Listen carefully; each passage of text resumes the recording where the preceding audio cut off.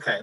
For over a decade, my friend Nate Timm, who's the Rural Caucus Chair and Chair for the Wisconsin Grassroots Network, has been trying to say, here's your sign. Nate has been endorsing the endorser and getting recognition to this name recognition provider with 6 sign hubs around the state of Wisconsin. This message has been about getting out the message, and we have Nate Timm to thank for his tireless work. Here's Nate Timm with signage. Thanks, John. Thanks, everybody, for tuning in. Appreciate the opportunity to talk to you about signs. I've been talking about signs. It seems like I've been talking about signs forever. But I guess it's only been a decade, so it's not that long. But signs have been out there a long time.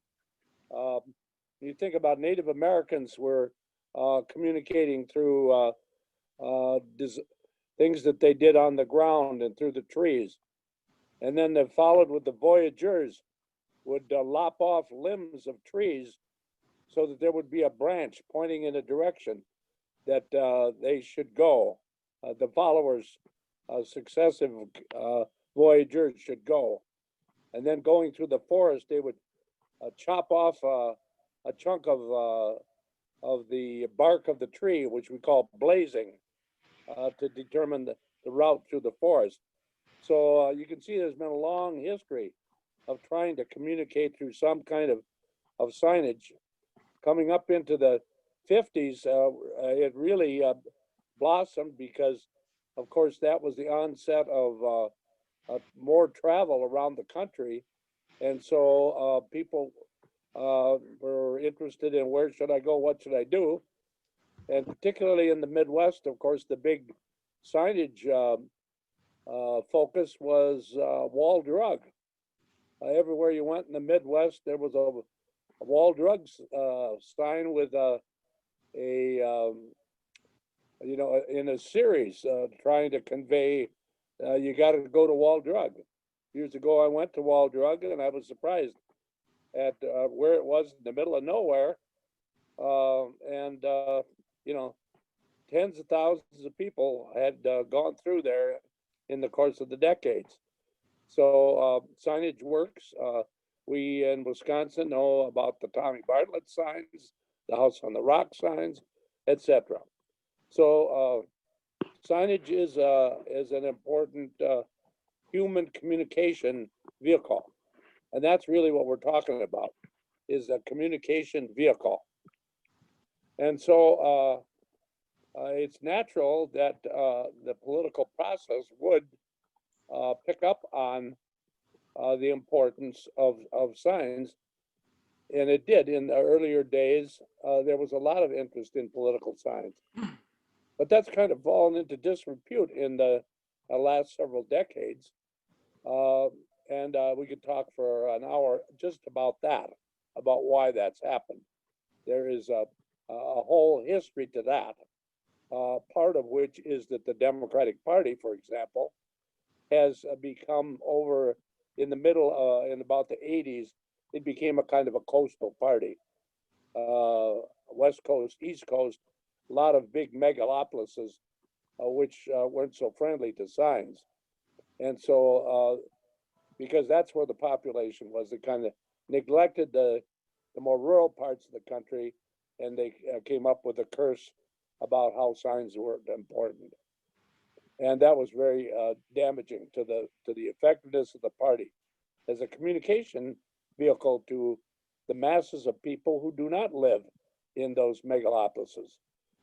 So we in Wisconsin here are trying to provide a new reawakening of the power of signs by all of the work we're doing on signage. And a lot of that has been done through my network of many friends who I have discovered through the years, and also through the Rural Caucus's focus.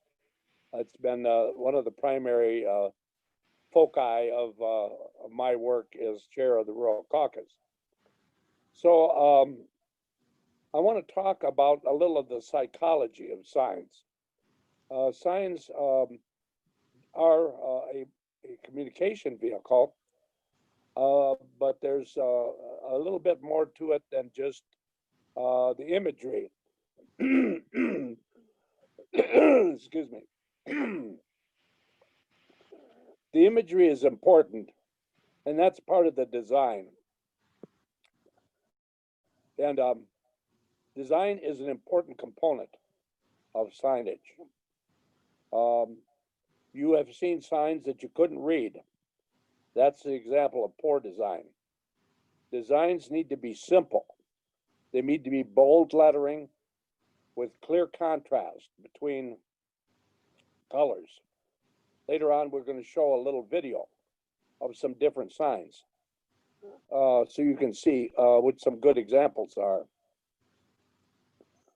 This imagery also needs to be considered in terms of day and night. There's a different imagery that works in daytime as opposed to at night. And one time I designed a sign which kind of contrasted that. On one side, you had white lettering on a dark background, which would stand out during the daytime particularly. It also would stand out in the snow, and that's another thing you got to think about. Excuse me, is weather. You know, they had snow just the other day up north in Wisconsin. So sometimes you're getting in a situation where you're going to have snow on the ground, and you want a sign that's going to contrast with the background. So that's again where a dark background sign is helpful. The sign I designed, one side was dark background. The other side, the reverse side, was white background. So you had a white text on a dark background, and then you had a dark text on a white background. So you put that, erect that sign perpendicular to the road. You go one way, you see a dark background. You go the other way, you see a white background. You think, gosh, did I miss something? Is that two different signs? And that's, of course, what you want to try to do with your signs. Provoke interest, provoke attention, get the focus of your audience. And that leads to another consideration, and that is location of these signs. These signs need to be located strategically. They need to be located where there's high traffic. That'd be your first priority, is look for high traffic locations, entrances to villages and exits to villages of major state highways. Of course, we also think about the interstates, but the interstates, you know, are kind of a limited value commodity. They have a lot of eyes, a lot of traffic, but it's high speed. So you have to have big signs in order to make those useful. But so I think the primary target of our signs are really high traffic state highways and high traffic county highways initially. And so initially we're trying to get attention by putting up large signs in those locations. Then we follow that with our smaller signs, our yard signs. And what we're trying to do with yard signs is we're trying to achieve endorsement. Really, what a sign really is as a yard sign is an endorsement. It's somebody saying, I support this candidate, and I want to put a sign in my yard because I believe in this candidate.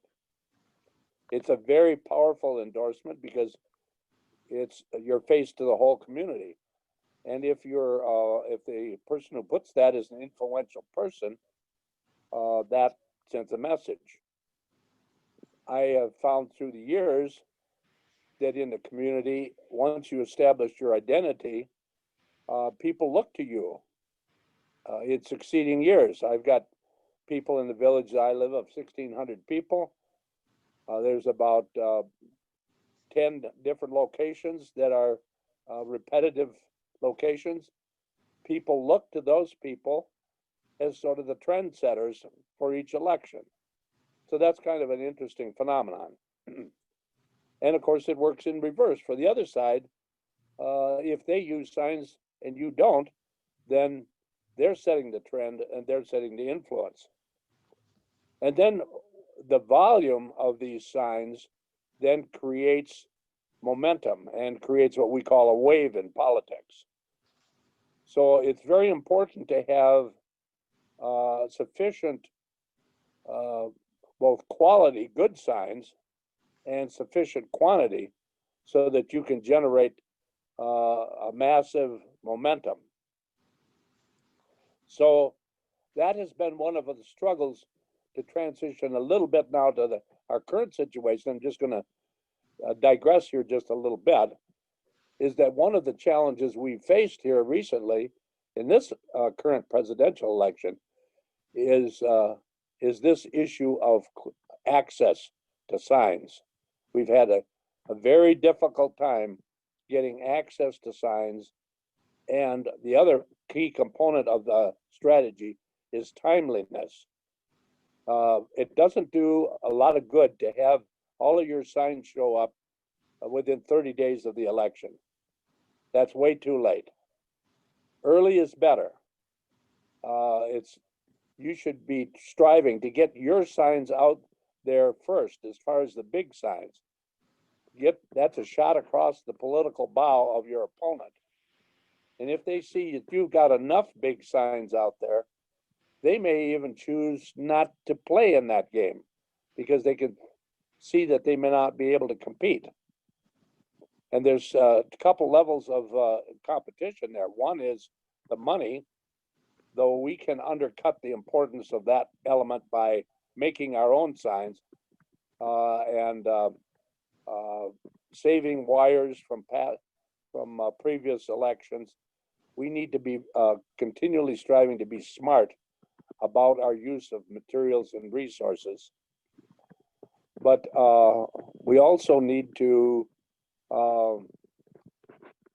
then figure out ways to distribute those signs. And that one of the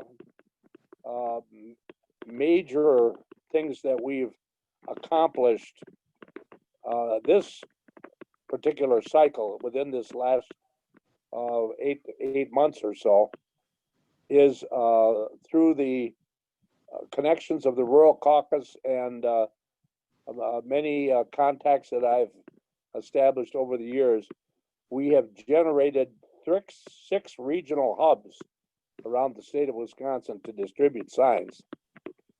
This is how we're striving to reach some parity with our opponents. Our opponents have had their networks for distribution of signs in place for probably several decades. We have not had that. So now we're, this year, we've suddenly made a step forward because we do have hubs to distribute signs to 70 counties around the state of Wisconsin. And I'm very proud of these people who are doing so much work to make this happen. The 6 hub managers at this point are getting exhausted because this volume of signs that have gone through their hubs. And what they do is they receive the shipments and then they transition them to networks of counties in their area. Sometimes a dozen or so counties come to them to get their signs and transport them then out to other neighboring counties. We've got this all figured out as how to communicate and how to network. It's a major achievement that has been accomplished this year. And so all we really need to do is get the signs. And that's been a part of my challenge of trying to figure out how to persuade the various players to participate in getting the signs. We know how to get them out. Just get them to us, and get them to us in a timely manner. And those both have been major challenges. We hope to write this up in some kind of guideline for the party, for the future, so that they learn and do not lose the insights that we have gained this year, and try to institutionalize this going forward. So that's just a bit of a digression for the future.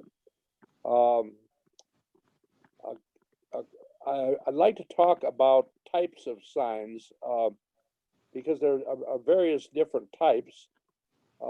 There's candidate signs, which you're mostly all familiar with. And then there also are message signs, and you're probably somewhat familiar with that as well.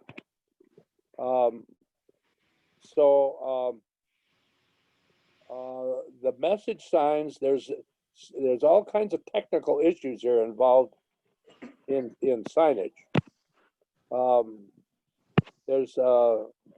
There's message signs do not require a disclaimers. You don't have to say who produced them.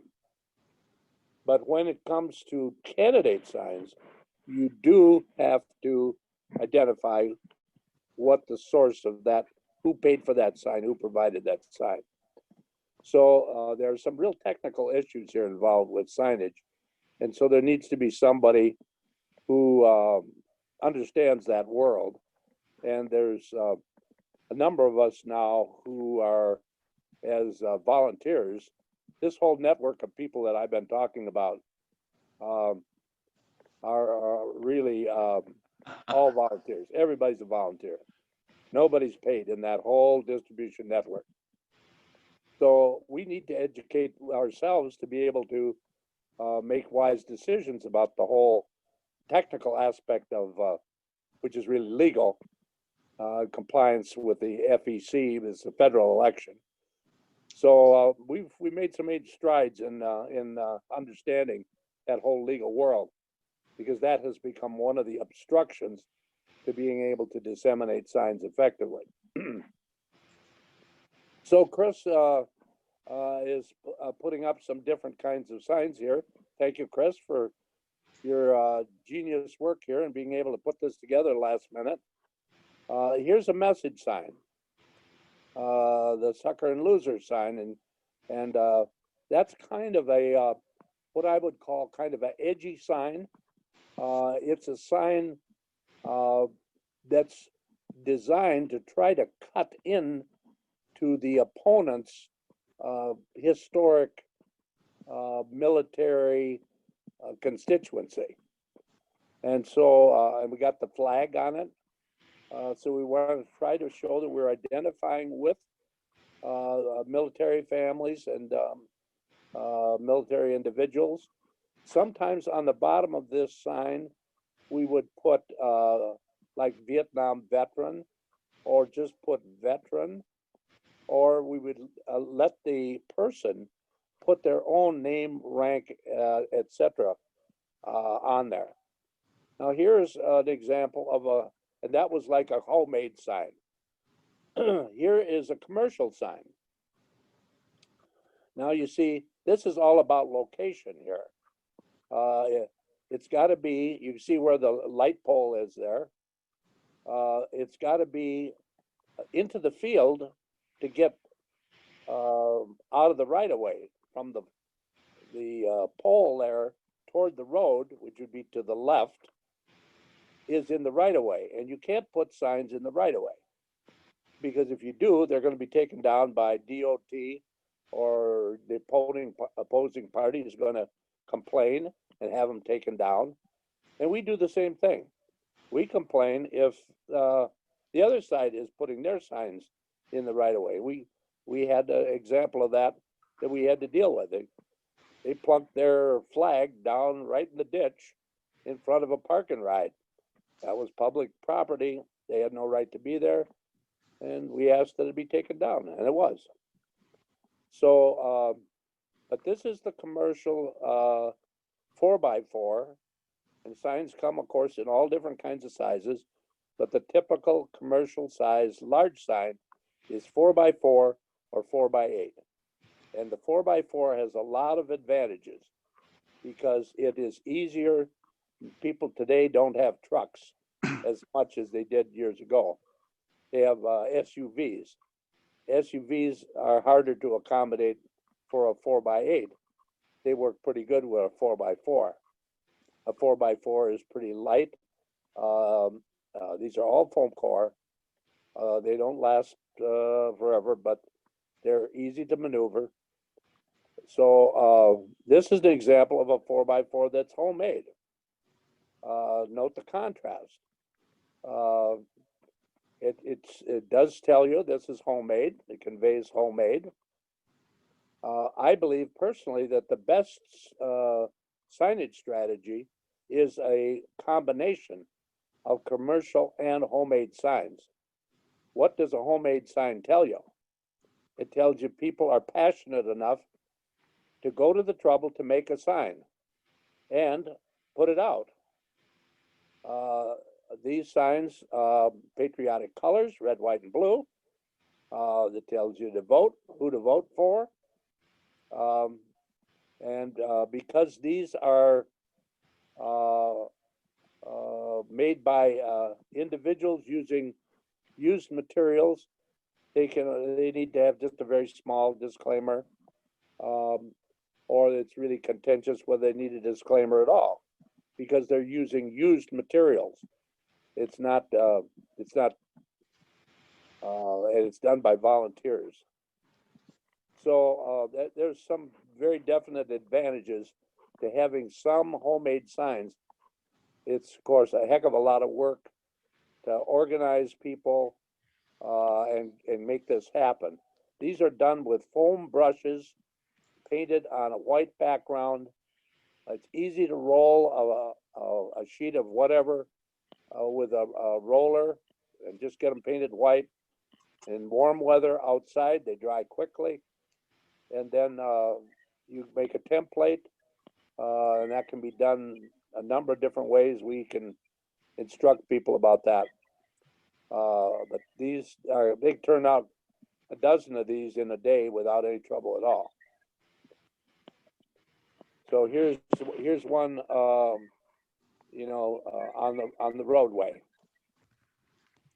So you can see, you know, that's very bold. Actually, we've also made, and I don't know if Chris is able to bring this up in the sequence he will see, but we have a homemade yard sign version of this same type of sign.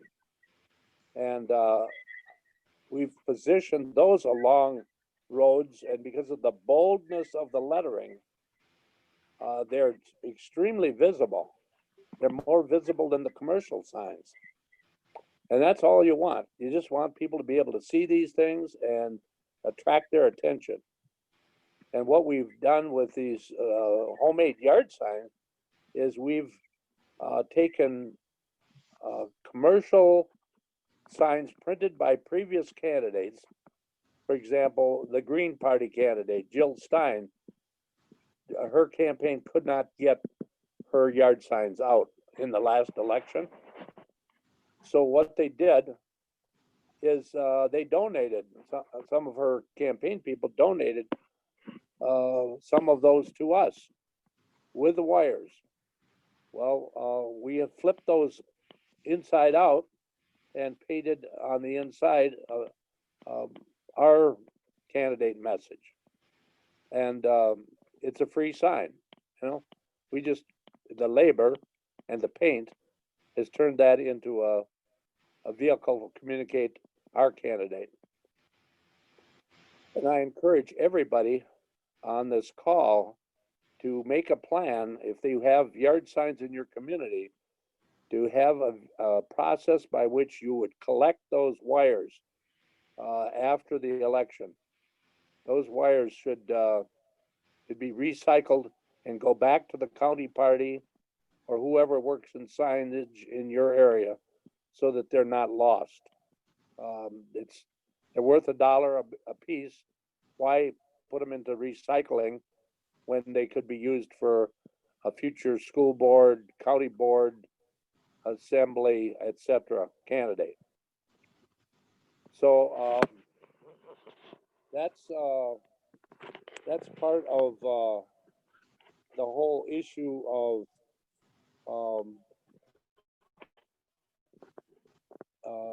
different types of signs and painting versus commercial. To do some of both would be desirable. That means in the off season, you need to train people on how to do signage. We should be working on all of this political organization year round, regardless of whether we're in a cycle or not. You know, take a couple months off after the election, go through the holidays, then start talking about what you're going to do for the next cycle. So in terms of disseminating the signs,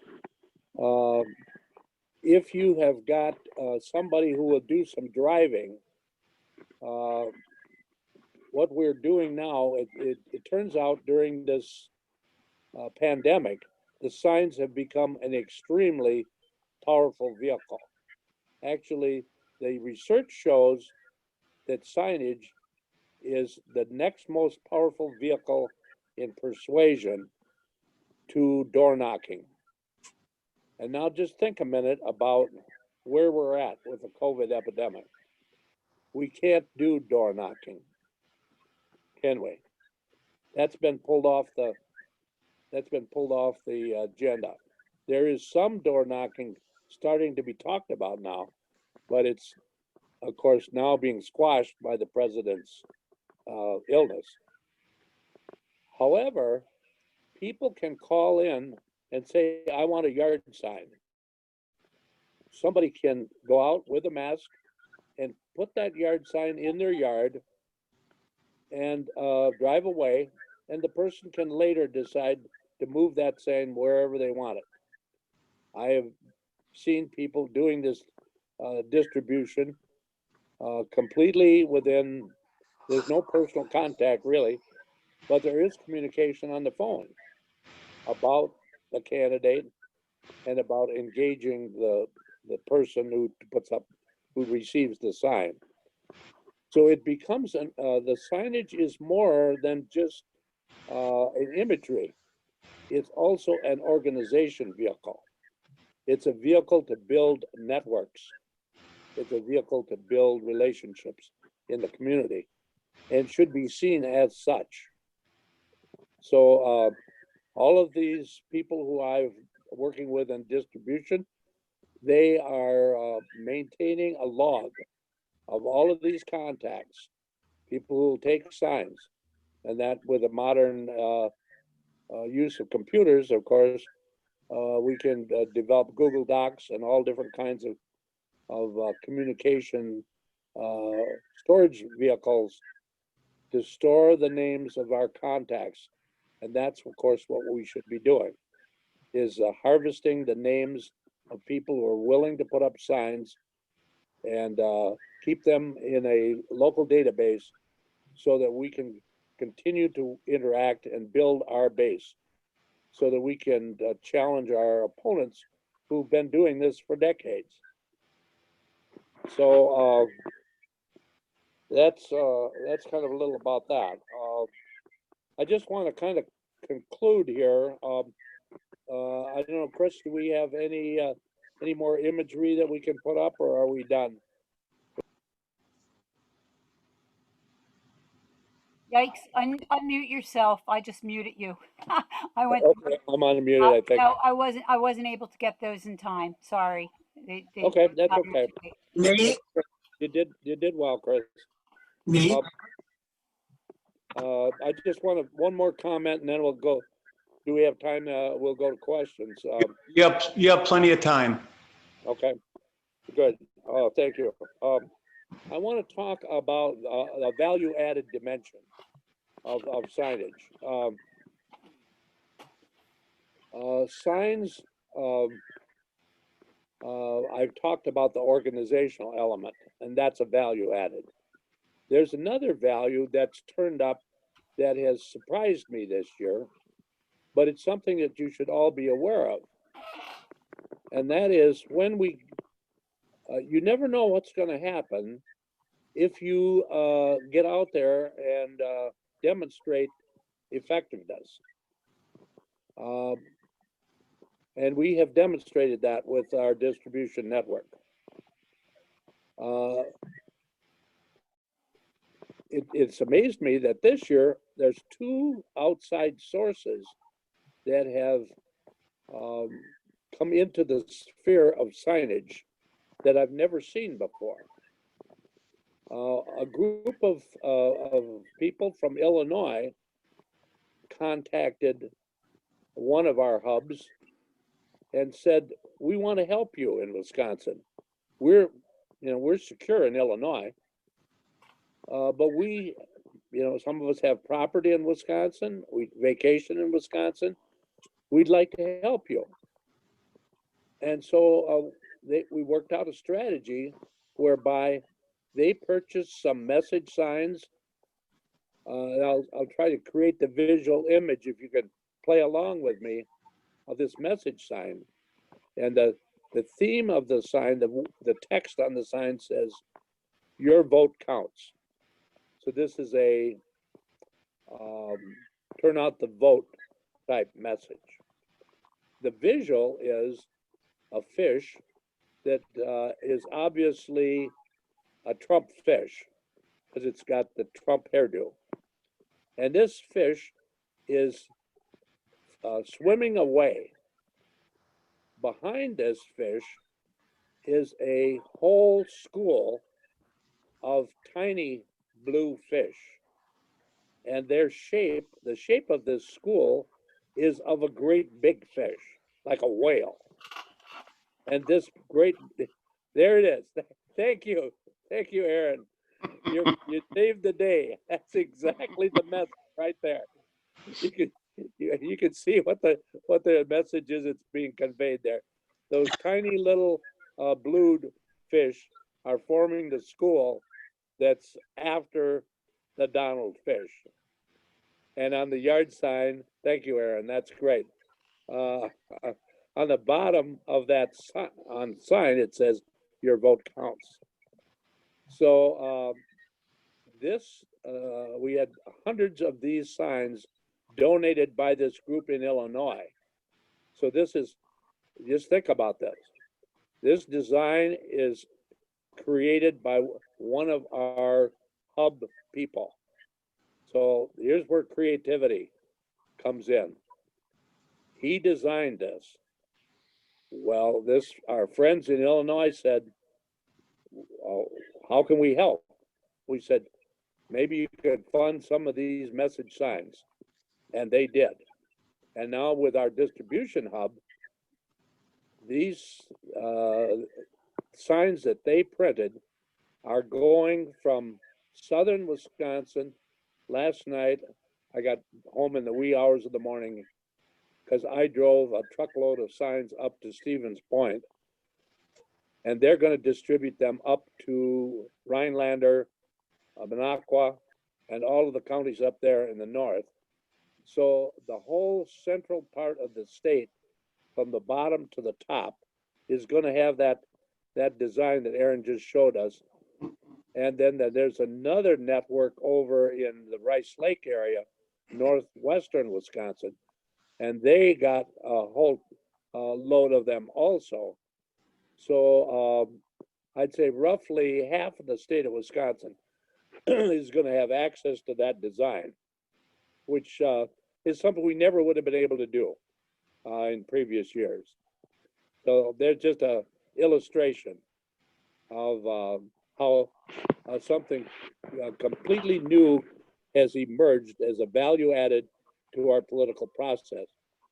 Then one more story about this is another group approached me. They didn't actually approach me. I had my ear to the ground and I heard about them. So this kind of works in many ways. And that's why you have, the networking is so powerful, because that is our engagement on a statewide basis of what's going on.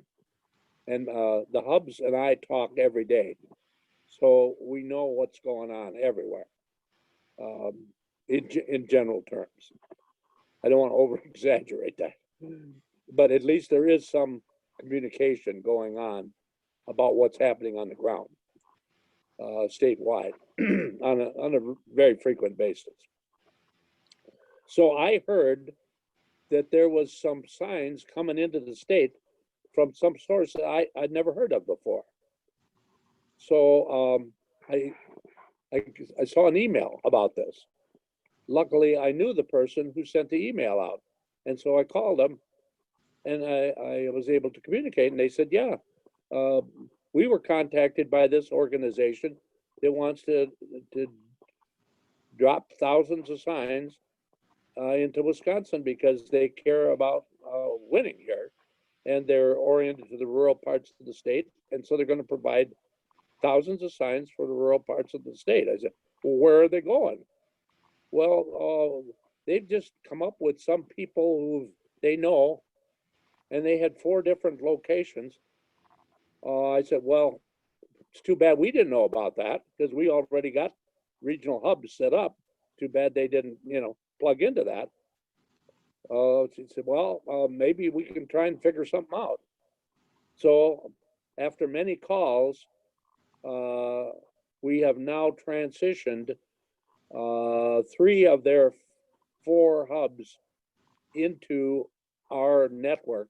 And so the thousands of signs that they're going to provide at no cost to us here in Wisconsin, signs and wires, I'm not going to state how many, but it's thousands, are going to be distributed across the state of Wisconsin, thanks to a partnership with this group that is working the swing states across the Midwest, which we would never have been able to distribute like this had we not had these networks.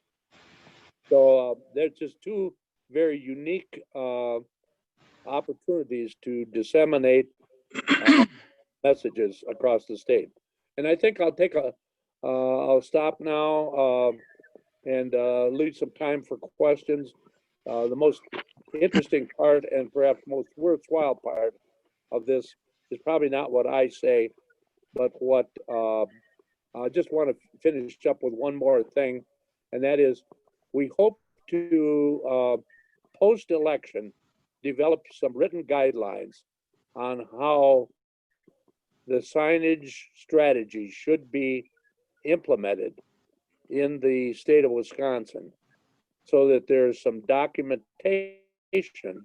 of what we have achieved and how it can, in sort of a baseline of where we should perhaps start, going forward, and that's something we can build upon. So we're going to try our best to see that this doesn't get lost, because it could be lost in a heartbeat if we didn't somehow get this into a document and get a bunch of people to buy in.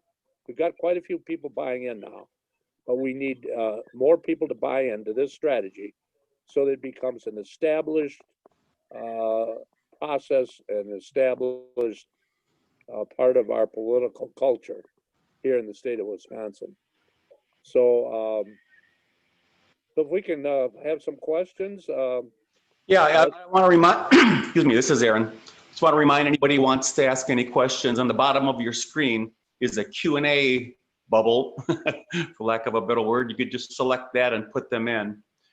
And again, you can vote on, if you see questions in there that you like in particular, you can put a thumbs up option on it, and that'll bring them to the top, just so you know that. But go ahead. But while we're waiting, maybe I can ask you a question or two, Nate. Do you have any advice about protecting signs? I know we don't want to hurt anybody or anything like that, but is there anything practical that you can do besides lugging them up every night like I do to my house? Well, thank you for asking that, Aaron. That's a very good point, because I've said what we ought to do is put out a sign that says, "Why is the law and order party stealing our sign?" But maybe that's too over the top. I don't know. I don't think so. But of course, one of the things is to call attention to that, the local law enforcement.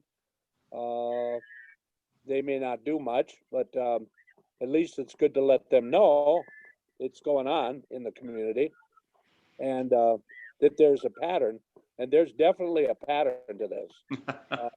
It's statewide, and it's systematic. So that is, in another way, when you think about this a little bit, this is a validation of the effectiveness of our tool here. Yeah. If this wasn't effective, first of all, they wouldn't have so many signs out there in the first place.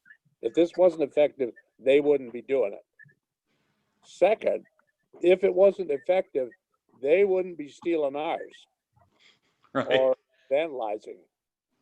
So it's an admission that we are on the right track here. We have got an effective tool, and they have never seen the kind of effectiveness in signage that we're mounting this year, and it's bothering them.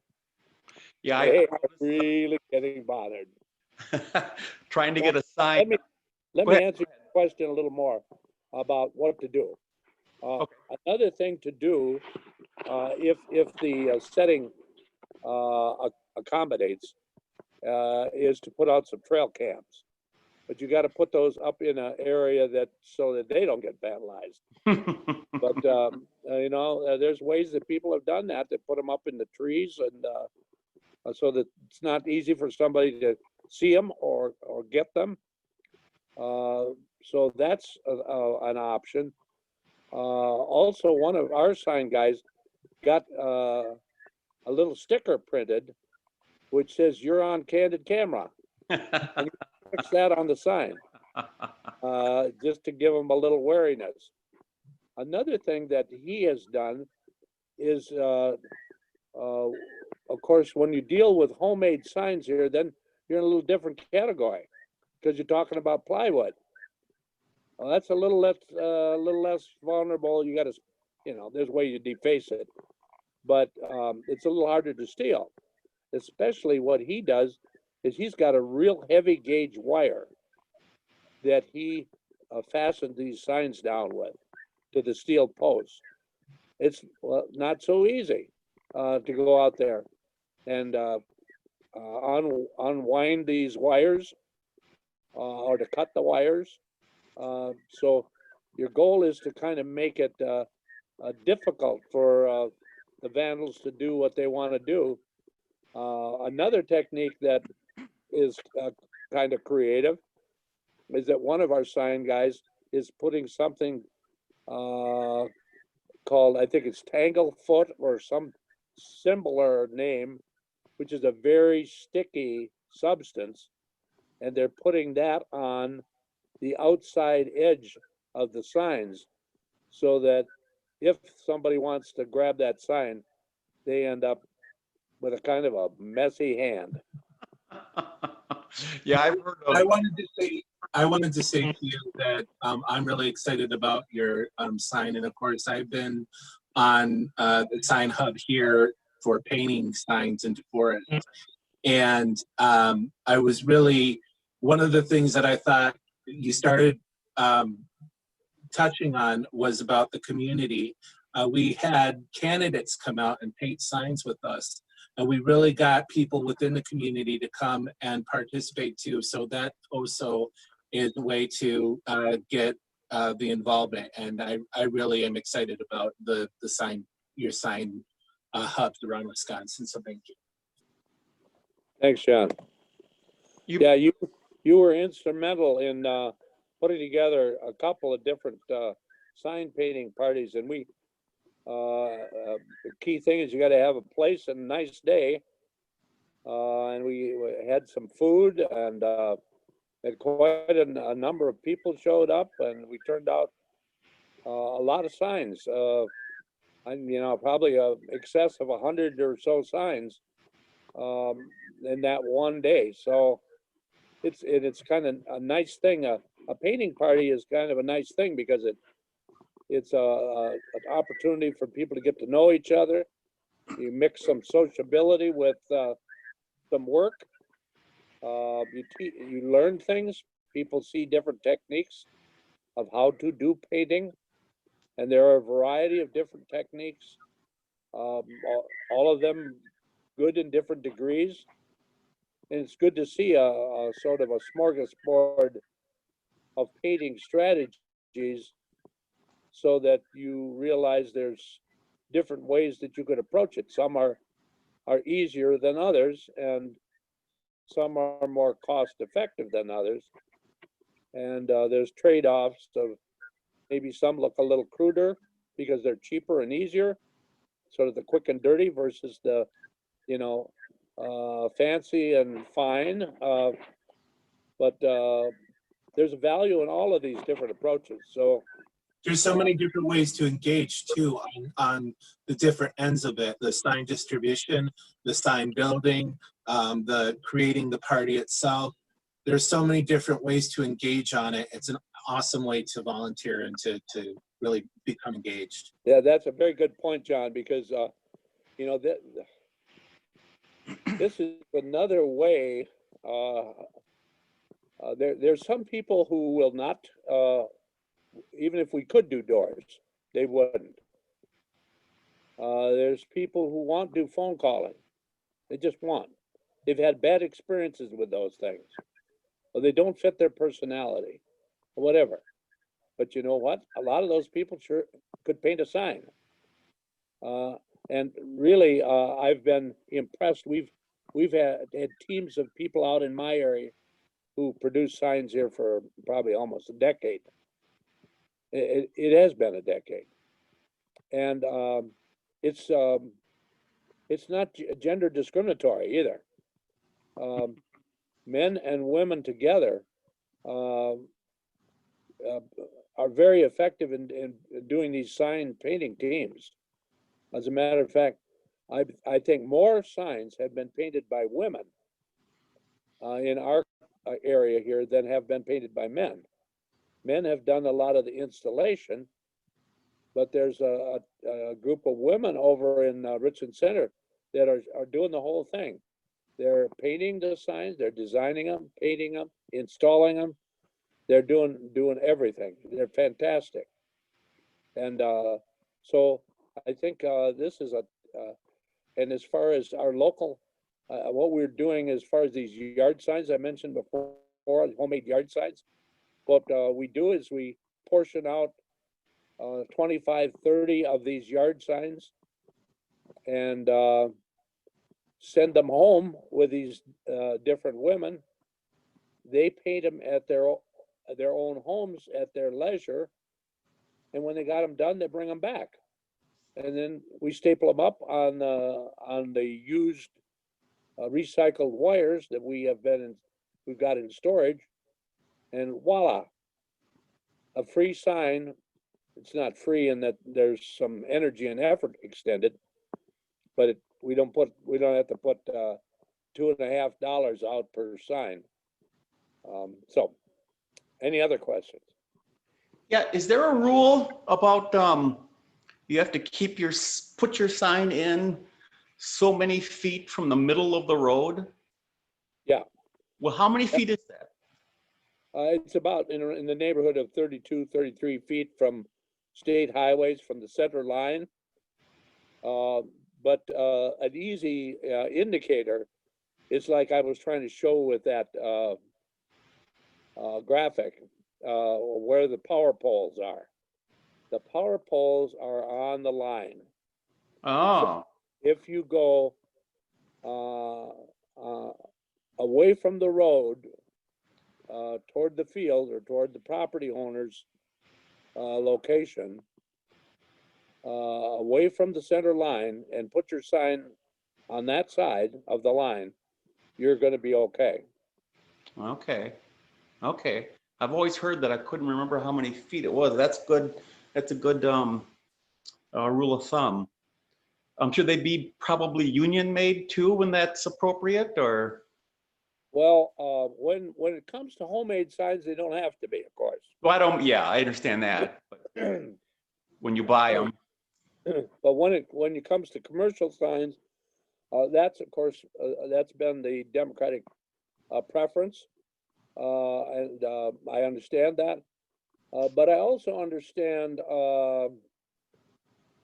that we should also be trying to support small businesses, and small businesses aren't in a position really to have unions.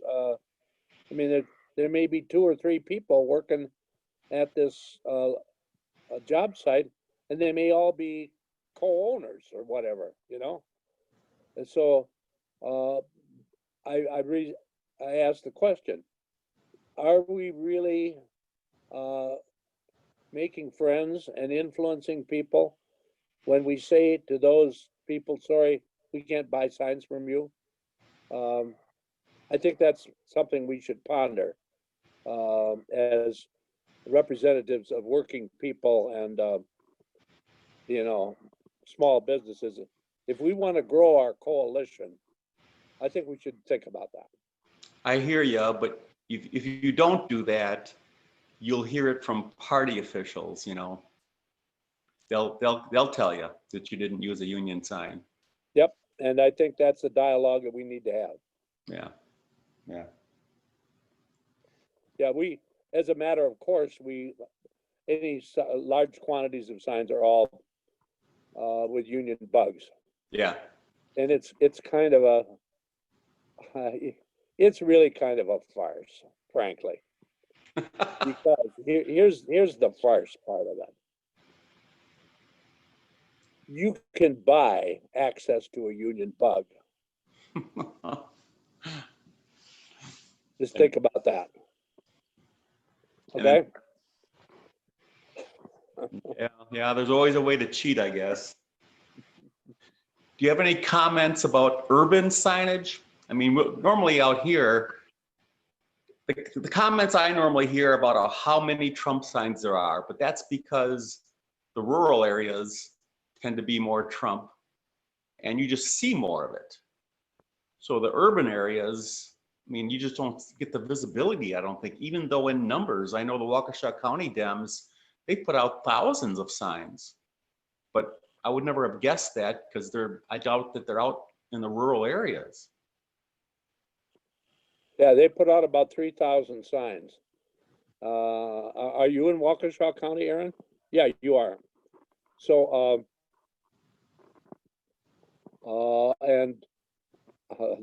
that was a learning experience. I'm quite well aware of how that all worked. And I give the party credit for they kind of jumped into the void. They kind of maybe got burned a little bit. But that by jumping into the void precipitated some action. And sometimes, you know, you got to be out there on the front edge in order to get something to happen. And that's what actually was the result of what happened there. But there's it raises a whole issue, Aaron, that needs to be dealt with in this post-election review that I talked about. And that is when you make a decision about compliance, which was made, and it prevented county parties from purchasing yard signs like they have done for an eon. When you make that kind of a decision, then you need to provide a workaround, because if you don't, all you've done is slam the door. And that's what actually happened, is the door got slammed and there was no other doors open. So we got to figure out a way to prevent that from happening again. And that's why the masses of, that's one of the elements. There were several other elements that prevented a mass of signs from being distributed in a timely manner. But that was one of the key elements, is that legal compliance requirement. Yeah. Somebody also put in a chat there that, of course, there are places that do not allow signs. Some associations, the tenant housing, won't allow it. So I'm just bringing that up because it was in chat. Sorry, Aaron. Go ahead. Okay. But there's a workaround on that too, which is last night when I was up in Stevens Point, I picked up about a half a dozen placards that are coming out now that are window placards. They're really quite nice. They're about 14 by 18 inches. So apartment owners could put placards in their windows. And that's a way to deal with a more concentrated housing situation. And I think basically this is an area, this is not my area of expertise. I mean, I have to make a choice of where I'm going to spend my time. And I've chosen to spend it primarily on rural environments. Somebody, though, should take on this responsibility of dealing with high density apartment or high density communities and develop a strategy of how to work in that area, because I know there is a way. It's just, you know, you got to be creative and you got to be committed. You have to energize people in those communities to work with you. You know, these placards coming out now is, you know, pretty much worthless. We didn't know we were going to get them. So there was no advance notice. They're coming out here in the 11th hour. If they would have been out in July in high volumes, then we could have disseminated them across all of the suburbs. And you know, there's a whole lot of areas that I call political malpractice. There's a whole lot of things being done by our party that, you know, verge on political malpractice. Say, Chris had a question here. I see you want to just go ahead and ask him, Chris, or we're bumping up against the time limit, but go ahead. Okay, it's pretty quick. I want to know, is there a plan inside the party to maintain these hubs from year to year? Is that going to be more of a grassroots effort? Because I know that that's been a problem. You know, you establish these hubs and then they just don't get maintained. So what's the plan for that? That relates directly to what I just was saying a while back about having a post-election meeting to develop guidelines, statewide guidelines. Do you see in that? writing, Do you see written that as guidelines. a grassroots effort or as a party effort? This would be try to get this incorporated into the party. Okay. If it can't be, if it doesn't get accepted into the party, then it will become a grassroots effort. Yeah. So Because I we think can you're go, right. I think it's really important. we're going to go either way, whatever, you know, and or, you know, it's not an either or, actually an either or proposition, but a lot of the people who have shown a commitment and energy to make this happen have been people who've been party affiliates. So I'm thankful for that, you know, but they're very open-minded people. They want to win. That's the bottom line. We want to defend our democracy. They want to win. And so they're doing whatever they can, and they'll do it with whoever they can do it with. Yeah. And thank you, Nate. We are going to, we will reconvene in at 2:50 and have our next presentation. Thank you very much, Nate. Yeah, thanks everybody. I appreciate it. It was fun. Thank you, Tim. Nate. Yep. We've got two first names. So. Yep. Thanks.